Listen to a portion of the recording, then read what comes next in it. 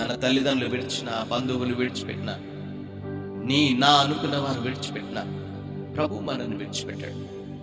ఎందుకంటే ఆయన రక్తం ఇచ్చి మనల్ని కొనుక్కున్నాడు. నేను ఇంకో విషయాన్ని కూడా నేను చెప్తాను.